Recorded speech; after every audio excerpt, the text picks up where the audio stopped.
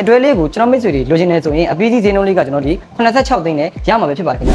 မင်္ဂလာပါကျွန်တော်တို့ဒီနေ့ဒါမနေ့ဖြန့်ဆိုရင်ကျွန်တော်တို့ဒါလကုန်တော့မယ်ပေါ့နော်လလည်းကုန်မယ်နှစ်လည်းကုန်မယ်အဲ့တော့အဲ့ဒီမှာကျွန်တော်တို့ကဒီ10စုံပဲပေးထားတဲ့အတွဲလေးကကျွန်တော်တို့ဒီမှာကမနေ့ဖြန့်ဆိုရင်အားလုံးကုန်သွားပါပြီခင်ဗျအဲ့တော့ဒီနေ့မှာကျွန်တော်ဒီ10စုံလောက်ကိုပေးထားတဲ့မှာကြံသေးတာတခုရှိတယ်အဲ့ဒါက Global Negative ဆိုတဲ့အတွဲလေးပါခင်ဗျသူ့ရဲ့အကြောင်းလေးကိုကျွန်တော်ရှင်းပြရမယ်ဘာတွေသုံးလို့ရလဲဆိုတော့ကျွန်တော်ရှင်းပြရမယ်ခင်ဗျလိုက်ခဲ့ပြီနော်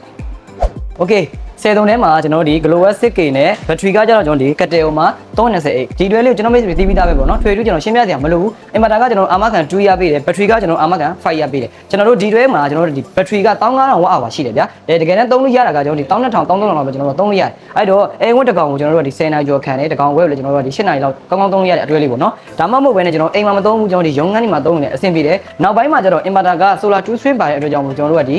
solar နဲ့ကျွန်တော်တို့သုံးမဲ့မိတ်ဆွေတွေတက်ကလည်းလုံးဝအဆင်ပြေတဲ့ brand လေးပေါ့နော်အဲ့တော့ကတဲကလည်းကျွန်တော်တို့ဒါကျွန်တော်ခုနေ့ကဗီဒီယိုမှာတင်ထားပြီး JKBMS ကိုသုံးထားပြီးလုံးဝဒီ